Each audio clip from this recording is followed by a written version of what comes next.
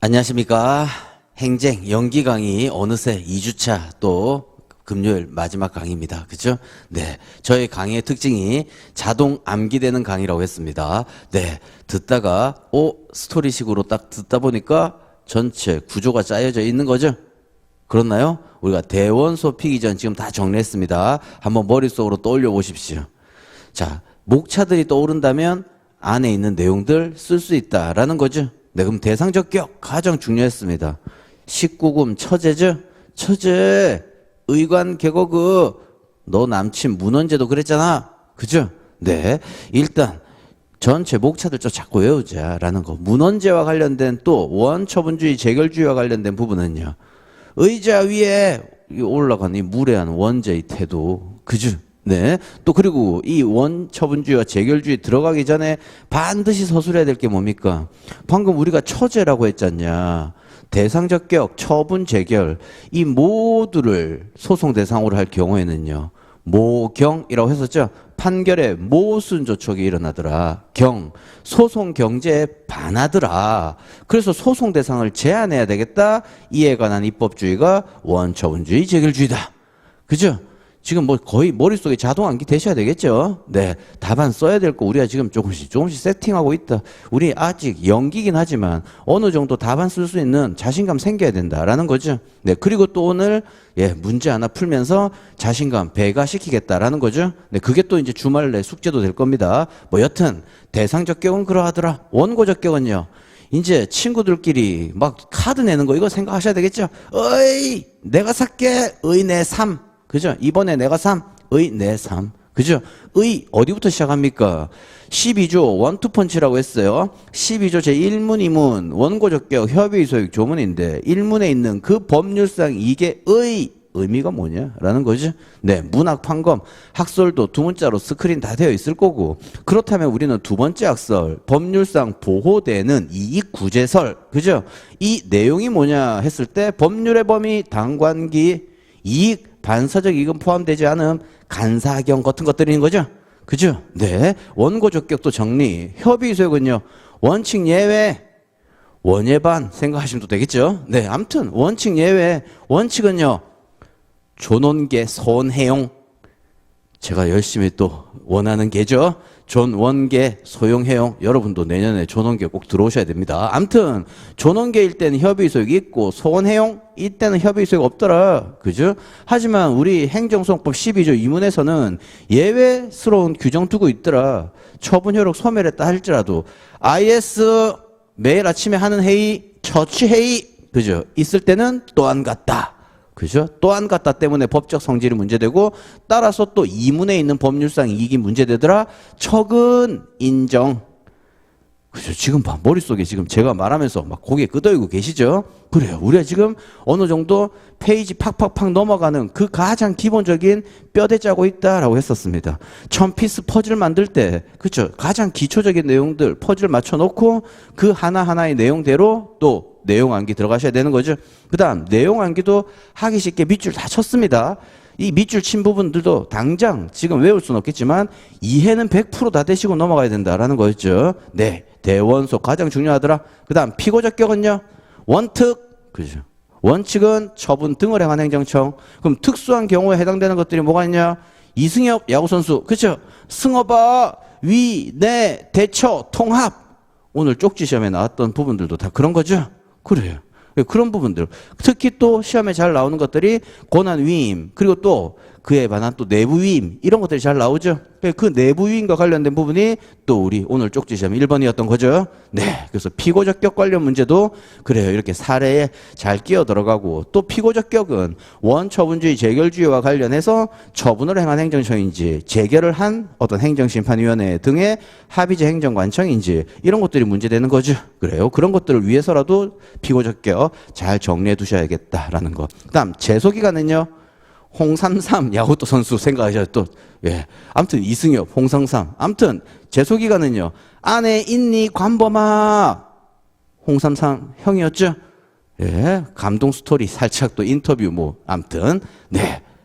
안에 있니 관범아. 똥 싸는 거 생각하라고 했죠. 네. XO 불변, XO 정당. 네. 우리 상삼이 아직 똥 안 쌌어요. 상삼 무변이. 자, 머릿속에 이런 것들이 하나하나 들어가 있어야 이제 퍼즐이 완성된다라는 거죠. 네. 그 다음 맨 마지막 요건, 행정심판 전치주의. 이것도 오늘 쪽지 시험했던 거죠. 그죠? 행정심판 전치주의는 이것도 원칙, 예외. 원칙은요, 임의적 행정심판 전치주의. 예외는 필요적 행정심판 전치주의. 이거는요, 해적 생각하는 거죠. 어이, 해적. 너 예외. 그죠? 의, 해적, 예외. 지금 방금 말한 거 다 적어야 되겠네요. 그 다음 필요적 행정심판 전치 예외, 필요적 행정심판 전치주의가 예외인데 이 예외 예외가 있었죠. 법조문 잘 체크. 그래요. 우리 항상 법조문 보고 그대로 써야 되는 부분들은 그래요. 또 굳이 머릿속에 이해만 하면 되었지 외울 필요는 없지 않습니까? 그죠? 우리 대원소 피기전 이런 것들도 잘 정리했고 이와 관련돼서 내년도 또 유력한 문제로서 오늘 답안 작성 어떻게 해야 될지 살펴보겠다라는 거죠. 이미 군데군데 중간중간 말씀드린 부분은 있지만 또 프린트물로 또 한번 정리해 보겠다라는 겁니다. 네. 자, 그렇다면 쪽지 시험부터 먼저 간단히 한번 살펴보시죠. 자, 다음 빈칸 채우시오. 내부 위임이라는 주어가 나왔네요. 그렇죠? 내부 위임은 권한, 위임, 위탁과 달리, 그렇죠? 이 권한, 위임, 위탁은요, 행정 권한 법정주의, 그렇죠? 행정 권한은 법에 정해져 있고 이 권한을 남한테 위임할 때도 반드시 법에 존재해야 된다라는 거죠. 예, 그래서 권한이 위임된 경우에는요, 예, 이렇게 수임청 또는 수임기관 그들이 피고가 되는 거죠. 그런데 이런 내부 위임은 방금처럼 권한의 위임 위탁과 달리 권한이 이전되지 않더라 이 말이에요. 즉 내부 위임은 우리가 항상 예, 위임청 또는 위임기관 이렇게 생각하시죠. 네, 그다음 수임청, 수임기관 뭐 이렇게 어떤 단어로 써도 상관없겠죠. 네, 아무튼. 요런 즉 내부 위임의 경우에는 대외적으로 처분을 행할 권한이 없더라. 누가요? 얘가요.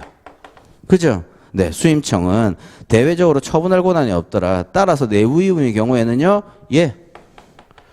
그죠? 권한 있는 이 위임청의 명의로 처분이 행해져야 되고 그래서 얘가 피고가 되더라. 그죠? 네. 그런데 그러나 내부 위임에도 불구하고 수임기관이 자신의 명의로 만약에 처분을 했다면요. 이때는 실제로 처분을 행한 행정청은요. 수임기관, 수임청이로 보아야 되니까 이때 내부 위임을 받아 실제로 위협하게 처분을 한 얘가 피고가 된다.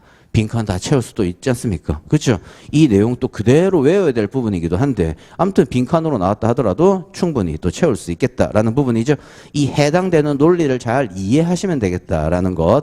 즉 내부 위임과 예, 법 규정에 의한 권한의 위임은 이렇게 다르다라는 부분인 거죠. 네, 그다음에 2번 특수한 경우 피고적격 인정되는지 안 되는지 문제되는 경우 8가지 두 문자로 적으시오.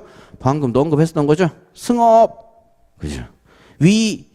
우리 영어였죠. 아무튼 내 대처 통합하자. 승업아 위 내 대처 통합.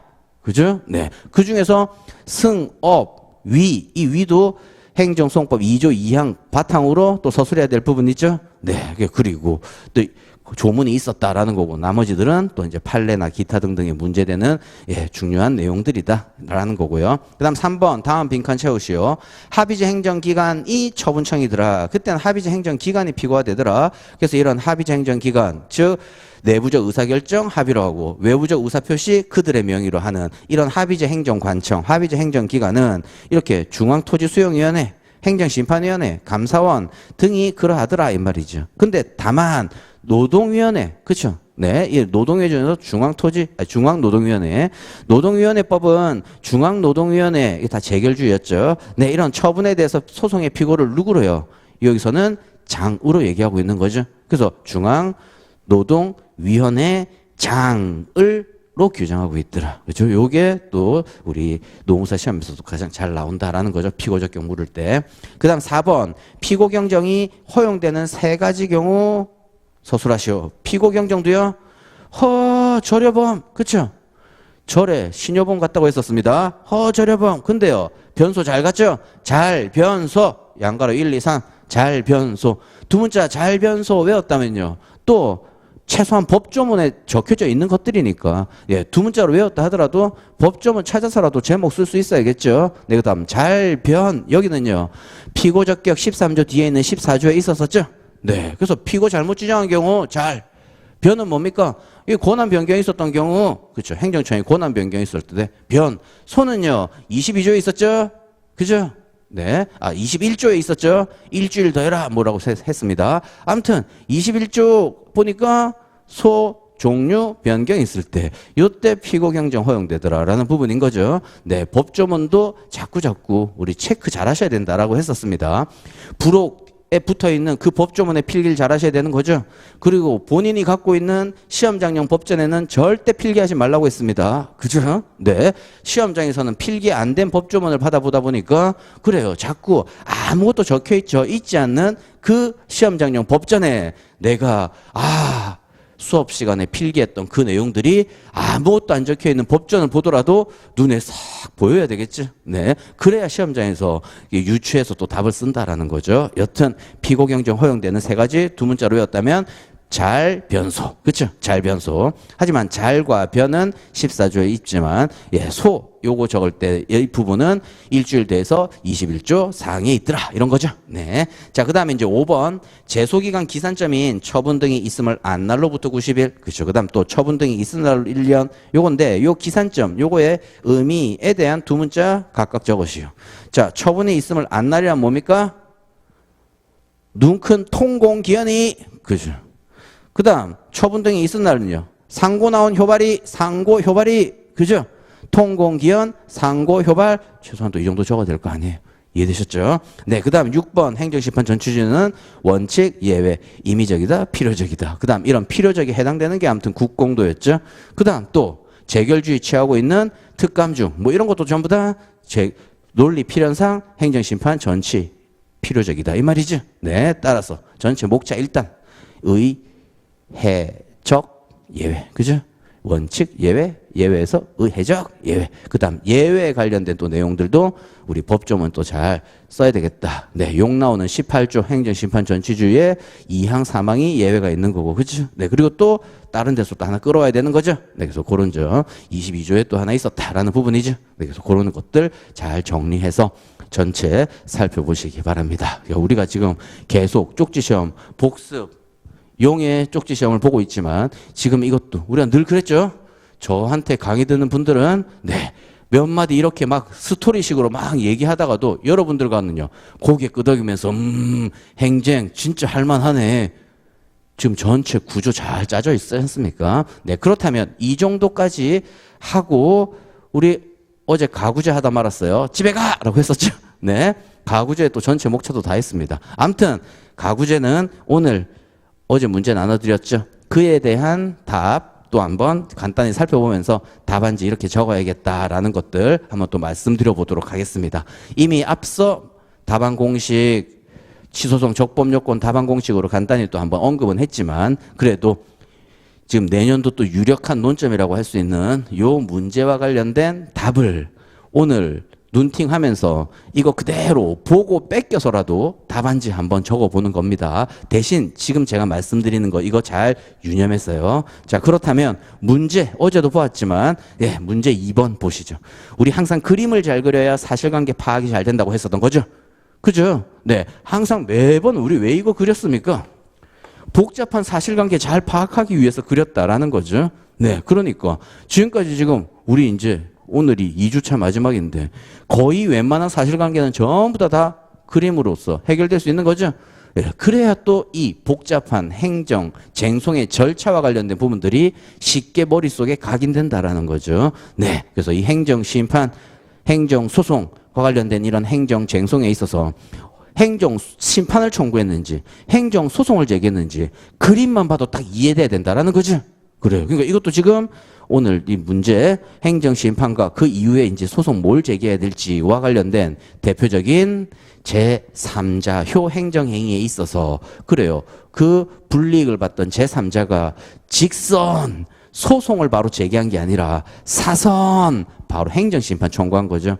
그렇게 행정심판을 청구했는데 인용 재결을 받은 거죠. 그죠? 그래서 이 인용 재결의 종류도 있었지만 변경하는 게 아니라 취소해버린 거죠. 네. 그래서 자, 변경할 다른 처분 없더라 이 말이에요. 그래서 이제 취소 재결을 났다. 그러면 제3자의 행정행위에 있어서는요.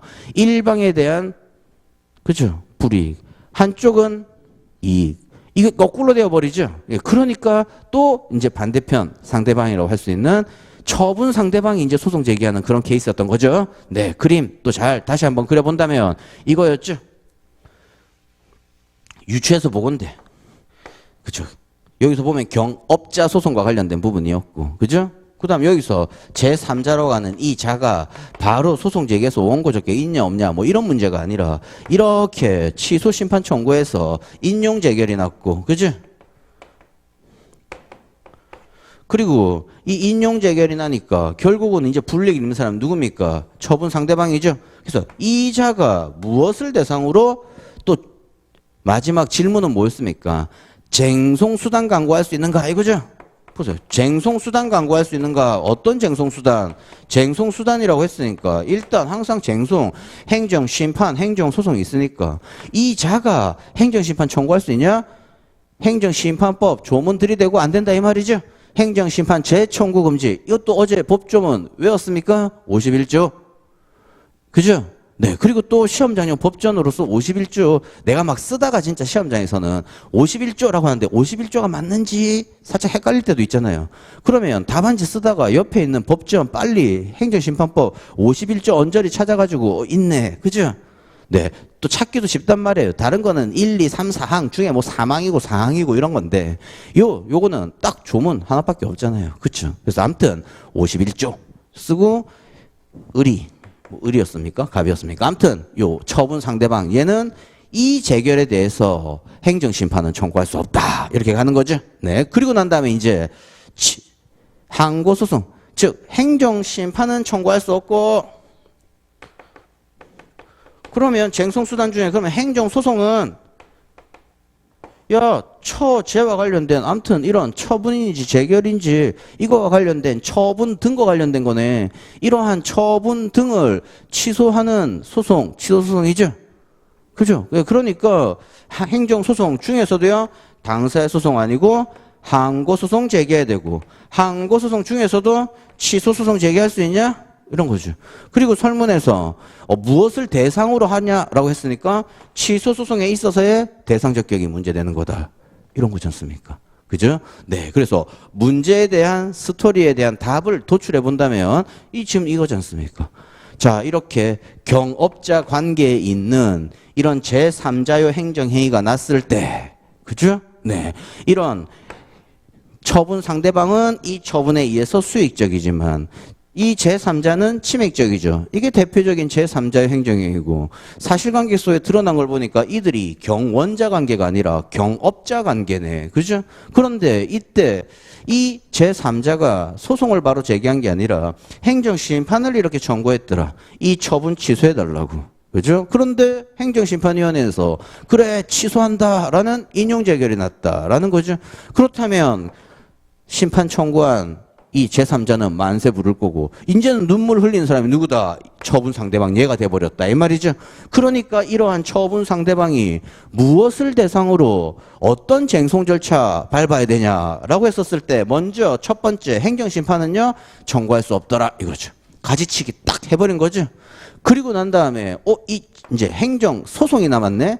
직선 행정소송 이거는 가능하냐라고 봤더니 행정소송 중에서도 무슨 소송? 항당민기 중에 항고소송이네. 그 다음 항고소송 중에서도요. 부작이 아니니까 취소소송 또 하다못해 무효동 확인소송도 될 수 있지만 네 취소소송 이거 청구할 수 있는지가 문제됐다 이 말이죠. 네. 그래서 취소소송에 있어서 무엇을 대상으로 했으니까 취소소송에 있어서의 처분 등 자, 이 원처분이냐 이 재결이냐 이 말이죠.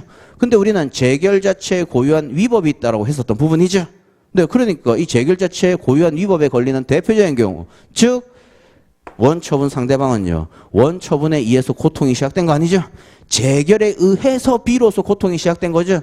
따라서 얘는요. 이 재결을 취소해 주세요 라고 하면서 소송 제기가 된다 이 말이죠. 네. 그래서 결국 우리 또 열심히 외웠던 의자 위에 이런 부분 여기 다 쓰면 되지 않습니까? 하지만 의자 위에 중에서 위 그죠? 여기에 걸리는 케이스는 아니죠. 이게 뭐였습니까? 재결 자체에 고유한 위법이 있을 때는 재결에 대해서만 소송 제기할 수 있는데 그렇죠? 근데 재결 자체에 고유한 위법이 없다면 원처분에 대해서 소송 제기해야 되는 거죠? 이게 원처분주의. 근데 그래요. 재결 자체에 고유한 위법이 없는데도 재결에 대해서 만약에 소송 제기하면 뭐 어떻게 되냐? 소송 요건을 본다, 각하설. 아니다, 본안 판단 사항이다, 기각설. 그죠? 네. 이런 거는 여기에 딱 맞는 거 아니니까 우리가 의자 위에 올라간 원죄 태도 이렇게 했을 때 의자 위에 올라간 최소한 이거 써도 상관없겠지만 요거 빼고 답안 쓰면 된다 이런 얘기죠. 그래요. 그리고 또 반드시 써야 될 거 모경이 이런 거요. 판결의 모순 조촉, 소송 경제의 반함, 그래서 소송 대상 제한함. 그러니까 여기 원처분주의, 재결주의 의의가 등장하는 거야. 그리고 우리는 원처분주의 취하고 있으니까 재결 자체의 고유한 위법이 뭔데? 그 다음 예외가 우리 특감 중이었어. 이런 거 쓰지 않습니까? 그럴 때 케이스에서 답안 쓸 때 뭡니까? 자, 일단 재결주의 개별법상에서 재결을 대상으로 소송 제기하는 거 아니지? 그렇잖아. 특감 중 아니잖아. 아, 그렇네. 그렇다면 뭐요? 결국 원처분주의가 적용되고 원처분주의에서 원처분을 할 것인지 재결을 할 것인지는 재결 자체에 고유한 위법이 있는지를 살펴봐야겠다. 답안 써야 되는 거죠. 이해되셨죠? 네. 그래서 이 문제, 예시, 내년도 아주 유력한 문제지만 지금 제가 설명한 내용대로 우리는 지금 고개 전부 다 지금 끄덕이고 계시네요. 그죠? 네. 다 머릿속에 이해가 되어야 뭔가를 적을 거 아닙니까? 그 다음 이제 그 다음에는 우리가 암기한 내용을 답안지에 적어야 되는 거죠. 네. 이런 게 지금 자꾸 누적돼야 된다. 지금 우리 책 한 자 들춰보지도 않았다 이 말이에요. 열심히 저만 떠들고 있는 거죠. 여러분들도 머릿속에 제가 떠들고 있는 것들이 이제 두뇌 회전되고 있는 거죠. 그래요. 이 정도 됐다면 일단 연기는 성공이다 이 말이에요. 하지만 우리는 답안지 한번 적어보자 이 말이에요. 그죠? 네. 최소한 A급의 논점이니까 연기부터 이 정도 적었다면요. 계속 1기, 2기 때도 반복할 건데 만약 이 문제 나왔다면 시험장에서 진짜 눈 감고도 쓸 수 있게 만들어야 되겠죠? 그죠? 그럼 답안지 보겠습니다. 자, 우리 항상 노무사 시험에 있어서는 문제 1, 문제 2, 문제 3 이렇게 나오는데 보통 문제 1은 물음 1, 2로 세분화되어서 나오는 거죠. 그래서 보통 이걸 사례형 문제다라고 하고 있는 거고 그 다음 2문, 3문 근데 보통은 예전에는 3문에서는 서술형에 더 나아간 약술형스러운 문제가 나왔죠. 뭐 이거에 대해 서술하시오. 근데 이런 건 조금 이제 출제 조금은 지양되고 있죠. 네, 그런데 이런 서술형이다라고 하는 것은 쉽게 얘기하면 2문, 3문에서 네, 세부적인 물음 없이 바로 다이렉트로 묻는 문제 이렇게 생각하시면 되겠다라는 거죠. 네, 또 충분히 약술스러운 문제도 나올 수 있습니다. 약술스러운 문제 나왔다면요. 더더욱 그냥 우리가 지금 열심히 두 문자 외운 대로 쫙 쓰면 되는 거죠. 그렇죠? 만약에 이러저러 하다 우리 행정심판법은 뭐 행정소송법과 관리 그죠? 행정심판, 행정소송 이런 걸 다 규정하고 있더라. 근데 행정심판과 행정소송을 제기함에 있어서 그의 관계에 대한 행정심판 전치주에 대해서 서술해 보세요. 뭐 이런 것들 서술형으로 그렇게 물을 수도 있지 않습니까? 그렇죠? 네, 또는 헌법 107조 사망의 행정심판 전치에 관한 법적 근거를 두었는데 그게 뭐 아무튼 행정심판 전치에 대해서 서술하시오. 뭡니까? 원칙 예외, 의, 해적 예외 이거 조금 끝이지 않습니까? 그죠? 네, 그런 것처럼 아무튼 그런 서술형 문제 또는 이렇게 사실관계 제시해 놓고 뭐냐라고 묻는 문제. 이것도 또 뭐 사례형이라고도 볼 수 있겠지만 일단 목차를 어떻게 로마자 1 문제의 소재 그죠? 또는 나는 문제의 소재 싫어했다면요. 논점의 정리 정도로 제목 쓰고 마지막 아라비아 숫자가 뭐가 될지는 모르겠지만 어떻게 끝내라고요? 사안의 해결. 그죠? 이렇게 쓰자라는 거예요. 그리고 또 제일 처음 주관식 답안을 쓸 때 논점을 찾았다 하더라도 어떻게 시작해야 될지 또 살짝 펜이 머뭇거릴 수 있다라는 거였죠. 그럴 때 뭐였습니까? 여기서는 2문이라고 예시를 들었으니까 제 2문에서는 그렇죠. 또는 문제 2에서는 뭐 아무튼 그 다음 또 뭐와 관련하여 뭐가 문제된다. 뭐와 관련해서는 설문에서 제시된 그 내용을 그대로 쓰라고 했다. 또는 요약시로 쓴다든지. 그렇죠? 그 다음 뭐가 문제된다가 진짜 문제되는 거죠. 이게 뭐예요? 말 그대로 논점이잖아요. 그죠? 네, 그래서 로마자 1 봐보세요. 문제 2에서는 밑줄 딱 쳐놓았죠. 네, 을이 무엇을 대상으로 어떤 쟁송수단 강구할 수 있느냐 이렇게 물었으니까 이거 과 관련하여 쟁송수단이라고 했으니까 먼저 여기 동그라미 쳐놔보죠. 먼저 을이 행정심판 청구할 수 있는지 여부 요게 문제되고 논점이 하나였다면 딱 하나 가지치기 하면 되겠지만 얘는 쟁송이라고 했으니까 살짝 두 개로 나누어야 되겠죠. 그래서 일단 먼저 요게 문제되고 그 다음 다음으로 다음 동그라미 쳐놓고 그렇죠. 그리고 행정소송인 지웠네요, 방금. 그죠? 쟁송이라고 했으니까 행정심판 청구할 수 있는지 문제되고, 그 다음 행정소송인, 또 하나의 쟁송수단인, 항고소송 중에 취소소송, 항당민기 치무부, 뭐 가장 기본적인 내용이지 않습니까? 그죠? 네. 아무튼 취소소송을 제기함에 있어 취소소송의 대상과 관련한 원죄, 원처분주의, 재결제가 문제된다. 맞죠? 그래서 이제 그 밑에 참고 보면요. 항상 답안 시작은 이렇게 위 밑줄과 같이 마치 공식 대입한다 생각하시면서 뭐에서는 뭐와 관련하여 뭐가 문제된다. 그쵸? 네. 이렇게 잘 정리하셔라. 이미 다 머릿속에 외워놓았죠? 네. 저번 주에 엄마, 아버지한테 미친 듯 하고 얘기한 적 있었던 거죠? 엄마 오늘 나 공부 열심히 했어. 행정쟁송법 하나도 배운 건 없는데 뭐에서는 뭐와 관련해서 뭐가 문제된다. 우리 딸 미쳤구나. 이렇게 생각 들어야 공부 열심히 하고 있다고 했었습니다. 여튼 그래서 항상 답안의 시작은 이렇게 마치 공식 대입하든 뭐와 관련해서는 말 그대로 출제자가 묻고 있는 것을 그대로 인용해 와서 뭐가 문제된다? 요게 문제됩니다. 딱 핵심을 찍어서 출제자한테 나 좋은 답안이죠. 논점 잘 찍었죠. 이렇게 보여줘야 될 거 아닙니까? 그죠? 네, 그래서 그 다음 또 이제 그 두 번째 참고표는 자, 이렇게 로마자 목차. 항상 이렇게 로마자 목차들이 쫙쫙쫙쫙 있단 말이에요. 그러니까 이런 로마자 목차는 우리 답안지가 여기에 딱 이렇게 실선에 딱 끄어져 있죠. 그게 제일 앞에 여기에 딱, 요 안에 중간 정도 넣는다 생각하시면서 아무튼 적어라, 이 말이. 로마자들은. 다음 페이지 넘어가도 로마자 목차가 등장하는 것들은. 그죠? 네. 그래서 나중에 이제 2기 정도 가면, 아, 이런 거 적다 보면 내가 어디까지 적었는지 잘 모르거든요. 그러니까 항상 문제지에 요 정도 적고 또 이렇게 해야 된다라는 거 이제 말씀드릴 건데, 암튼 그런 초안이 잡혔고 목차가 이제 쓴다면 로마자 목차들은 이렇게 써라, 이 말이에요. 그죠? 그래서 로마자 목차는 답안에 제일 이 왼쪽 끝에 붙여 쓴다 생각하면서 또 만약에 이 로마자 밑에 아라비아 숫자들이 있죠. 요거는요, 요 라인 딱 기준 삼아서 조금 앞에 쓴다든지 하다만 조금 뒤에 쓴다든지 이 정도 보면 채점자가요. 우리 아무리 글씨 잘 쓰는 사람도 시험장 가면 시간이 없으니까 막 날려 쓰죠. 예. 그런데 채점자는 항상 채점 기준표나 그런 것들 보면서 채점하니까 일단 보기는 좋아야 될 거 아니에요. 지금 오늘 프린트 나온 것도요. 그런 거 감안해서 프린트 냈다고요. 그죠? 네. 항상 로마자들은 다음 페이지 가도 로마자. 그 다음 1번, 2번, 3번 이런 거 있으면 요 라인 잘 맞춰라 이 말이죠. 근데 라인 맞추기 쉽게 앞에 쫙 이렇게 줄이 하나 쳐져 있다 이 말이에요. 그렇죠? 요것을 기준으로 라인 맞춰서 요 목차들 써라. 그러니까 지금부터 이런 답안, 아, 나는 로마자 여기다 쓸 거야. 아라비아 숫자 여기다 쓸 거야.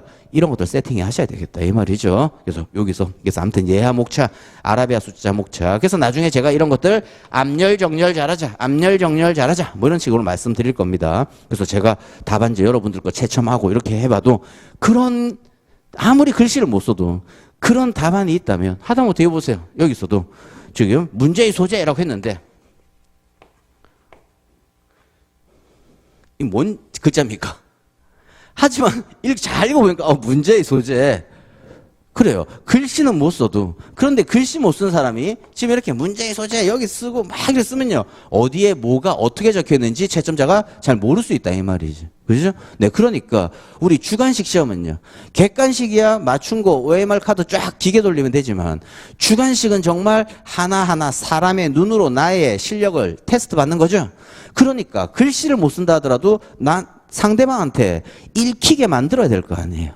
그죠? 하지만 글씨 교정은 힘들지만 요 정도로서 답안을 그나마 보기 좋게 만들자라는 차원입니다. 그래서 로마자 목차는 답안의 제일 왼쪽에 딱 이렇게 붙여 쓴다 생각하고 그 다음 아라비아 숫자는 조금 안으로 들여 쓴다 생각하면서 그렇죠? 그래서 동 위의 목차들 로마자는 로마자끼리 아라비아 숫자 목차는 아라비아 숫자 목차끼리 앞열 정렬 잘해라 라는 거죠. 그래서 이제 채점자에게 보기 좋은 답안이 되어야 한다라는 것도 언급했습니다. 되셨습니까? 우리 첫 스타트는 뭐에서 뭐와 관련하여 뭐가 문제된다 이렇게 스타트 한다고 했지만 이런 로마자 목차와 관련된 줄 배열 잘하자라는 겁니다. 그 다음에 이제 로마자 이게 이제 행정심판과 관련된 부분이죠.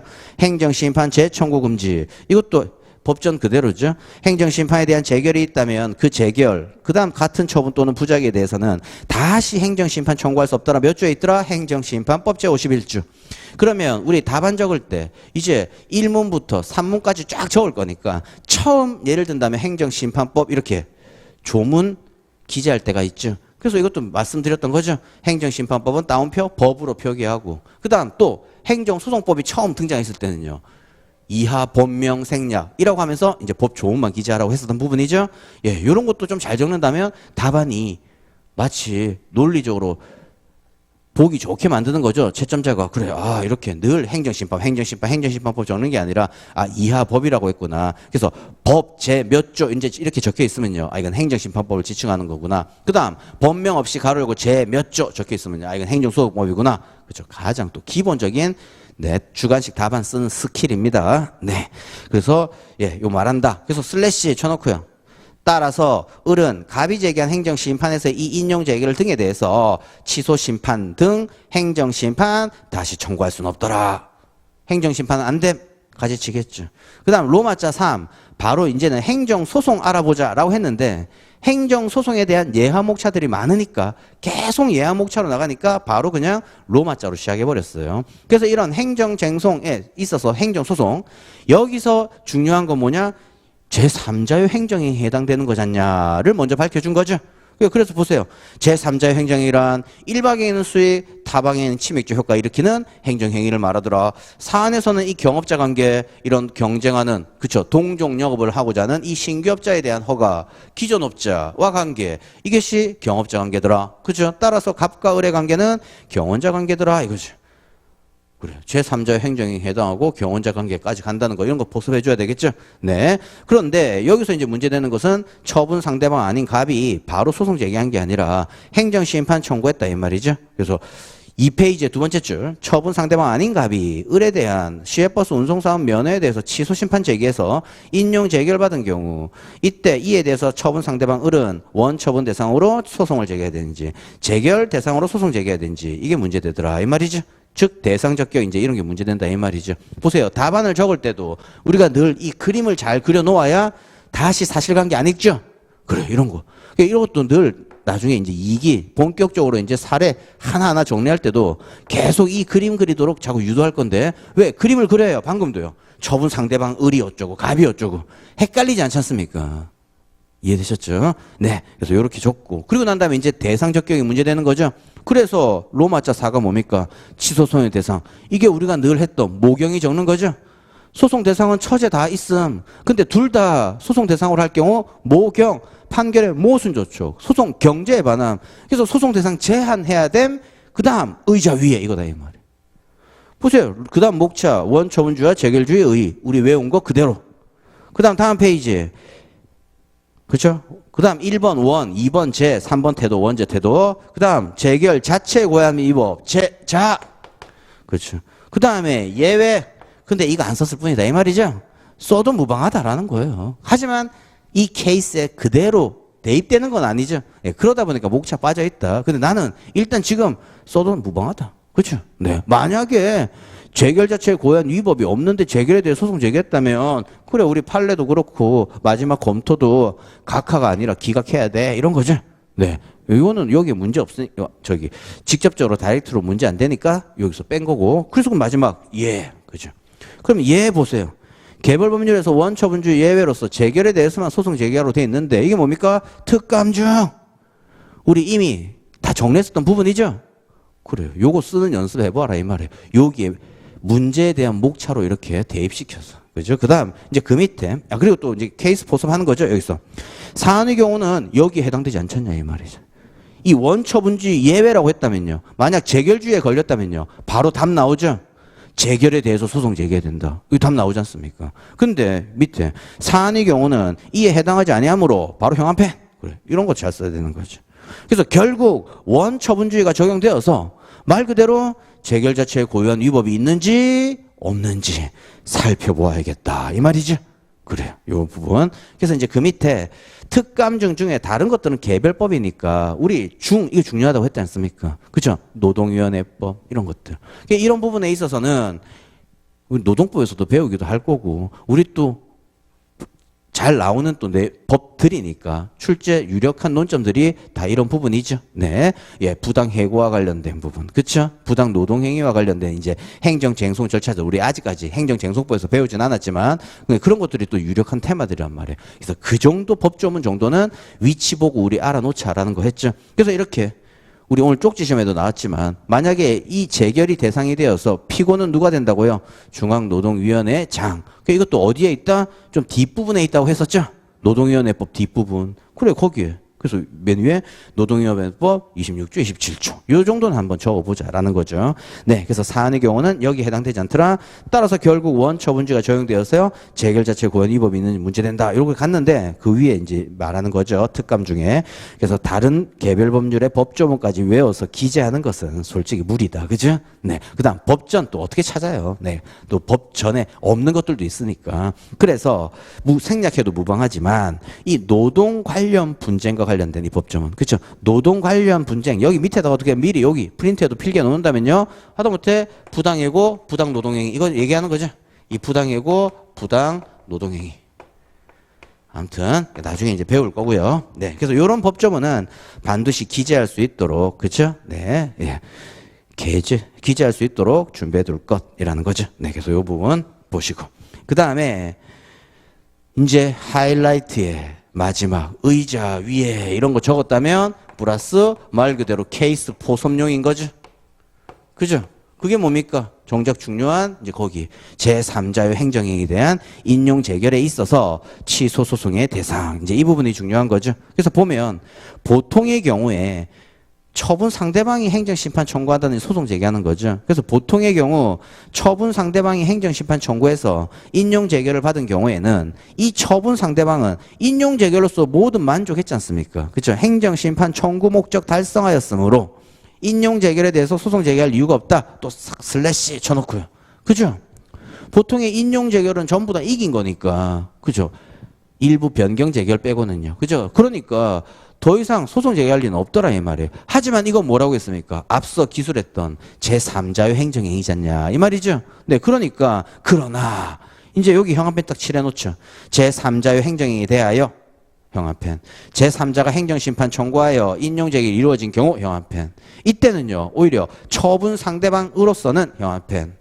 인용재결에 의해서 비로소 자신 권익 직접 침해되는 경우에 해당 형한펜. 그죠? 우리 아주 중요하다고 하는 판례 별표 치라고 했는데 그 내용 관련된 부분이죠. 네, 예, 그런 거. 그래서 그 뒤에 따라서 인용재결에 의해서 권익이 침해된 원처분 상대방은 형한펜. 이거야말로 원처분에는 존재하지 않고 없고 재결 자체에만 고유한 위법이 있음을 이유로 원처분이 아닌 인용재결 대상으로 취소소송 제기해야 한다는 것이 말 그대로 통설이자 판례다 이 말이죠. 그렇죠? 그래서 이제 사안 해결에 있어서는요. 일단 행정심판 청구는 할 수 없고 그다음 취소소송에 있어서 원처분이냐 재결이냐 했는데 이 재결에 의해서 비로소 권익이 침해되었다. 이거야말로 재결, 즉 이 처분 위법하다라고 해서 인용재결 났겠죠. 네, 그러니까 내용상 하자. 재결 자체의 고유한 하자 중에서도 재결 자체에 내용상 하자가 있는 것으로 보아야 하고 따라서 인용재결에 대해서 취소소송 제기해야 한다. 그 다음 밑에 별표까지 한번 본다면, 참고표까지 본다면 이렇게 2문이나 3문에서 시작되는 것들은 문제의 소재로 시작해서 사안의 해결 목차로 끝내자. 아까 제일 처음 못 적었던 그 부분이죠. 그 다음 또 답안 분량은요. 우리가 16페이지인데 25점, 25점. 2문에서 잘 나오죠. 또는 뭐 30점, 20점 나온다 하더라도 항상 기준을 어떻게 잡는다? 4페이지 쓴다 생각하시라 이 말이에요. 그렇죠? 네, 이렇게 4페이지 기준으로 작성해라. 그럼 지금도 4페이지 기준으로 작성했지 않습니까? 항상 우리 보면 모범 답안이나 이런 것들 책에 적혀 있는 5만 거 많은 거 전부 다 모범 답안 담아놨다고요. 그게 뭐 모범 답안이에요. 시간 내 답안을 다 쓸 수 없는데 저 진짜 밥숟가락 떠먹여 주듯이 여러분들한테 지금 딱 모범 답안 이제 1기든 2기든 3기든 계속 핵심적인 시험장에서 답안 써야 될 내용들 여러분한테 이렇게 제시할 거다라는 거죠. 그죠? 네. 그래서 요것도 그 샘플 삼아서 답안 용지 그대로 또 이렇게 프린트해 드렸다라는 겁니다. 네. 그 다음 이제 맨 마지막 또 아까도 앞서 말씀드렸지만 채점자에게 읽기 편하고 보기 좋은 답안이 되기 위해서 앞열 정렬 잘해라 라는 거예요. 그렇죠? 하다못해 보세요. 그 사안의 해결 밑에 내용 적는 것도 보통 앞열 정렬 딱 이렇게 해라 이 말이죠. 보통 원고지 적을 때는 이렇게 적죠. 원고지 옛날 요즘 원고지 없지 않습니까? 근데 원고지가 딱 있으면 첫째 장은 한 칸 띄우고 이렇게 쓰고 그 다음에 여기 앞에 튀어나오지 않습니까? 우리 답안지는 그렇게 쓰지 말라 이 말이에요. 이렇게 또 앞열 정렬해라. 즉 로마자 한 4 정도에 만약에 1번, 2번, 한 3번 정도에 양가로 1번까지 나간다면요. 여기에서 요거 튀어나오지 않게 이렇게 또 써라라는 얘기입니다. 되셨죠? 아무튼 지금 오늘 했었던 제시한 요 답안을 기준으로 외워서 쓰든 그게 더 좋죠? 하다못해 베껴 쓰든 내가 내 스스로 답안 작성 한번 해보시라 이 말이에요. 기준은 4페이지. 그렇죠? 나는 또 외우는 김에 요것도 한번 써볼래 라고 해서 써도 무방하고요. 그죠? 네.